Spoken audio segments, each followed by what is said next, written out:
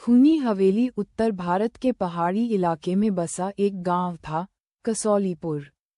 ये गांव जितना सुंदर था, उतनी ही डरावनी थी उसकी सीमा पर खड़ी एक पुरानी हवेली। दूर से देखने पर वो ईंटों से बनी एक आम इमारत लगती थी, लेकिन पास जाते ही एक सर्द हवा का झोंका हर किसी की हिम्मत तोड़ देता। लोग कहते थे कि उस हवेली में आत्माएं हैं, खून की प्यासी आत्माएं। एक पुराना रहस्य 70 साल पहले उस हवेली में ठाकुर रणवीर सिंह अपने परिवार के साथ रहते थे। उनकी पत्नी, 2 बेटे और एक नौकर। हवेली की दीवारें कभी हंसी और रौनक से गूंजती थीं, लेकिन एक रात सब कुछ बदल गया। होलिका दहन की रात। गांव वाले ढोल नगाड़े लेकर त्योहार मना रहे थे, और उसी रात हवेली से धुएं के साथ चीखें उठीं। अगली सुबह जब लोग पहुंचे तो देखा पूरी हवेली खून से सनी थी। ठाकुर, उनका परिवार, यहाँ तक कि नौकर, सब मारे जा चुके थे, लेकिन किसी की लाश नहीं मिली। बस हर कोने में खून के धब्बे और दीवार पर लिखी एक बात, मैं लौटूंगा। आज का समय साल 2023। दिल्ली से एक डॉक्यूमेंट्री टीम आई, फेयर फाइल्स इंडिया नाम से। टीम में थे आरव, निर्देशक Shreya, anchor Johan, technical expert Neel, camera operator. उनका मकसद था भारत की 10 सबसे डरावनी जगहों को कवर करना, और कसौलीपुर की खूनी हवेली इस लिस्ट में सबसे ऊपर थी। गांव वालों ने बहुत मना किया।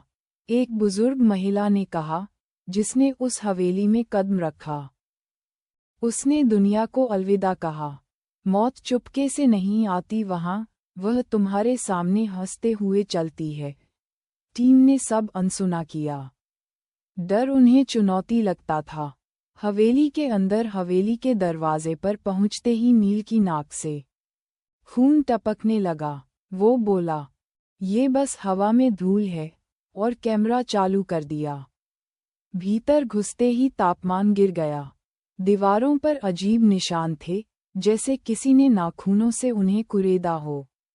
अचानक श्रेया को एक कमरा दिखा, जिसमें एक झूला अपने आप हिल रहा था। वह बोली, हवा होगी, लेकिन झूला धीमे धीमे रुकने की बजाय तेज होता गया, जैसे कोई बैठा हो। अगले ही पल झूले के नीचे से एक सफ़ेद साड़ी में लिपटी औरत रेंगती हुई बाहर निकली। बाल जमीन तक घिसट रहे थे, चेहरा नहीं दिख रहा था। नील चिल्लाया, हमें निकलना चाहिए, लेकिन दरवाज़ा बंद हो चुका था।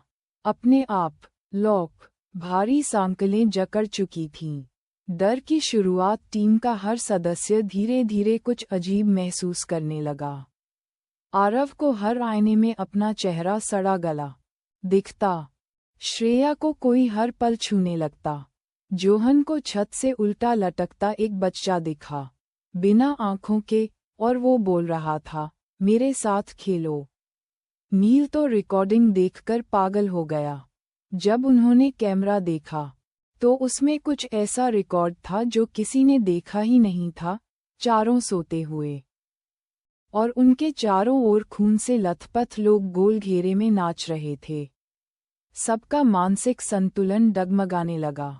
हवेली जैसे उनकी चेतना खा रही थी। एक भयावह राज। श्रेया ने हवेली की पुरानी लाइब्रेरी में एक डायरी खोजी।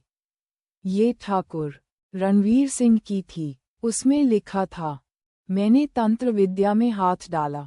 अमरता का लोभ था, लेकिन बलिदान चाहिए था। मैंने अपनी ही पत्नी और बच्चों की बलि दी। आत्माएं भड़क गईं। अब मैं खुद श्रापित हूँ। मैं मर नहीं सकता, लेकिन हर 100 साल में मुझे नई आत्माएं चाहिए होती हैं। तब मैं कुछ समय के लिए मुक्त हो जाता हूँ। डायरी का आखिरी पन्ना था खून से सना। अगर ये पढ़ रहे हो, तो बहुत देर हो चुकी है। अंत नहीं। एक चक्र सुबह गांव वाले आए। हवेली फिर से चुपचाप खड़ी थी। डॉक्यूमेंट्री टीम कभी नहीं मिली। उनका कैमरा गेट पर पड़ा था। पुलिस को वीडियो मिला, जो अब भी लोगों के रोंगटे खड़े कर देता है। चारों टीम मेंबर्स एक एक करके हवेली के कोनों में खून से नहाए हुए खड़े हैं। आंखें बंद, और उनके पीछे खड़ा है ठाकुर रणवीर सिंह, मुस्कुराता हुआ। और फिर कैमरा बंद। गांव वाले आज भी हवेली से दूर रहते हैं, लेकिन अगर कभी आप कसौलीपुर जाएं और कोई आपको धीरे से ये कहे, मैं लौट आया हूं, तो समझ लीजिए, हवेली ने आपको चुन लिया है। समाप्त।